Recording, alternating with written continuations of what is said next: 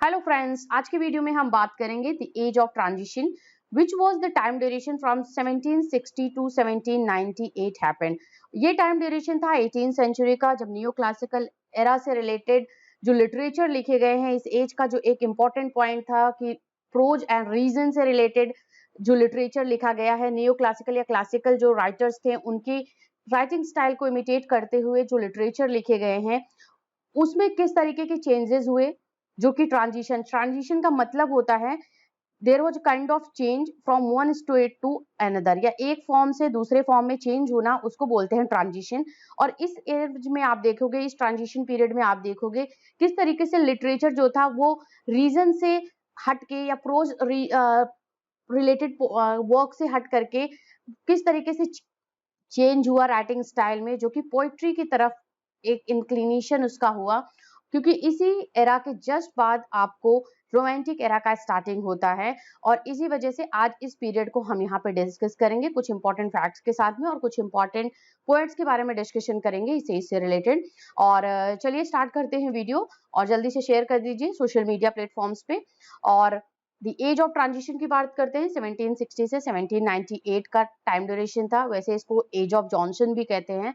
Samuel Johnson was the main prominent writer at that time. But कुछ हम part को discuss करेंगे जो कि ट्रांजिशन से रिलेटेड है, उसके बारे में मैं आपको बताऊंगी। The age of transition is an historical and cultural period situated between 1760 to 1798 and so between the Augustan age and the Romantic era। तो ये बात हो रही है कि अगस्टन एज और रोमांटिक एज के मिड का जो कल्चरल हिस्टोरिकल जो पीरियड था, जिसमें ट्रांजिशन हुआ, जिसमें एक चेंज हुआ, एक from one form to another form, from one situation to another situation, किस तरीके से हिस्टोरिकल एंड कल्चरल चेंजेस हुए हैं इस टाइम ड्यूरेशन में 1760 से 1798 में, उसको हम एज ऑफ ट्रांजिशन कहते हैं। आगे थोड़ा और क्लियर आप समझोगे इस चीज को। This age sees a coexistence of different tendencies between the concept of regularity, clarity, order, neoclassicism and supremacy of reason। ये क्या था, ये important जो एक फीचर्स थे नियो क्लासिकल एरा के, उसके बारे में बात हो रही है कि नियो क्लासिकल एरा में रेगुलरिटी की बात हो रही थी, क्लैरिटी की बात हुई राइटर्स के थ्रू, ऑर्डर में प्रोज वर्क्स लिखे गए, neo classicism and supremacy of reason की बात हुई, प्रोज रिलेटेड वर्क्स लिखे गए हैं। वहीं अगर न्यू रोमांटिक की बात करें, जो रोमांटिक एरा जो 1798 से स्टार्ट होता है with the publication of lyrical ballads, that was the collaboration work of WW and S T Coleridge, William Wordsworth और एस टी कॉलरिज का कोलैबोरेशन था।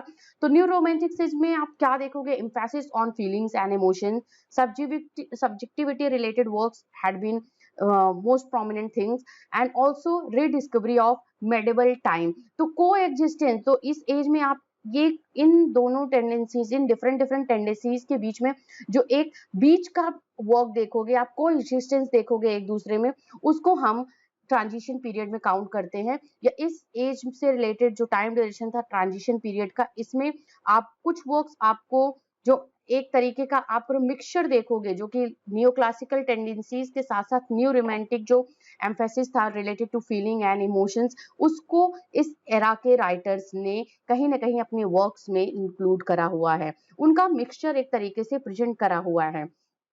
इसके साथ ही साथ friends, it was called the age of transition because the drift of poetry of this period was towards romanticism. Yes, जो poetry लिखे गए हैं वो रीजन या एक ऑर्डर पे बेस्ड ना होकर के रोमांटिसिज्म की क्वालिटीज पे बेस्ड ऑन थी। रोमांटिसिज्म की क्वालिटीज को जो फॉलो किया है राइटर्स ने, उसके बारे में हम बात करेंगे। तो वो होता है हमारा कि इस टाइम ड्यूरेशन में इमोशंस और लव पोएट्री, नेचुरल पोएट्री के बारे में, नेचर रिलेटेड पोएट्री को लिखा गया है कुछ राइटर्स के थ्रू, कुछ पोएट्स के through. It was romantic reactions, a rebellion against the classical domination. Romantic reaction था एक राइटर्स के थ्रू, जो पोएट्स के थ्रू, क्योंकि इस टाइम ड्यूरेशन को देखोगे तो फ्रेंच रेवोल्यूशन इसी टाइम ड्यूरेशन में हुआ था 1789 में, तो उसका इम्पैक्ट भी इस टाइम के लिटरेचर में पड़ा हुआ है।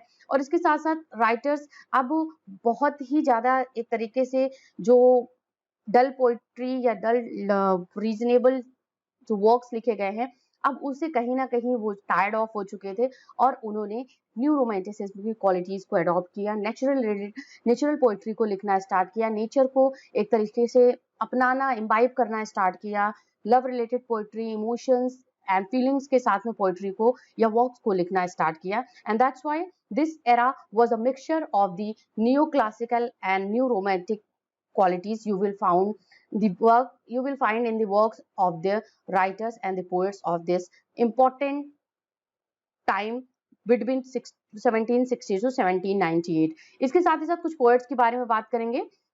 Bishop pursed is the important poet who had written the poetry in the transition period. Robert Burns को बिल्कुल नहीं हम omit कर सकते हैं. Robert burn is one of the important poet. James Thomson, Oliver Goldsmith is also one of the important poet we have here.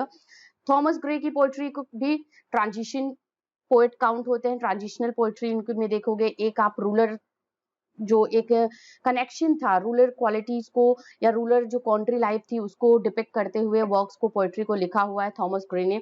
तो ruler poetry से जो लिखा गया है ये राइटर थे नियो क्लासिकल एरा के 18th सेंचुरी के, बट इन्होंने नियो क्लासिकल क्वालिटीज को लिखते हुए अपनी पोएट्री को लिखा हुआ है.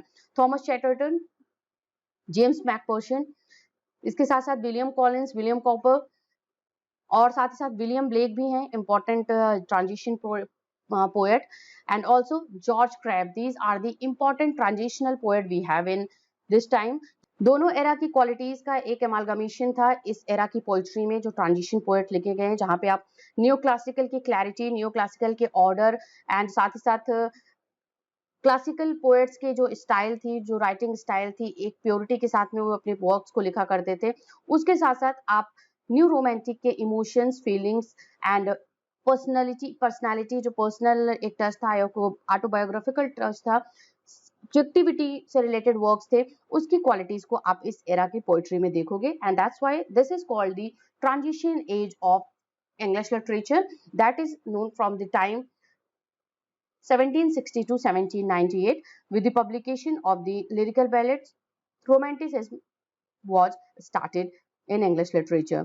And friends, आज की वीडियो में हमने यहाँ पे डिस्कस किया ट्रांजिशन पीरियड के बारे में. आप समझ चुके होंगे ट्रांजिशन पीरियड में किस तरीके की पोएट्री लिखी गई है, किस तरीके के पोएट्स ने अपने वर्क्स को लिखा हुआ है. आप इनके वर्क्स को पढ़ोगे तो आपको और इजीली ये चीजें समझ में आएंगी.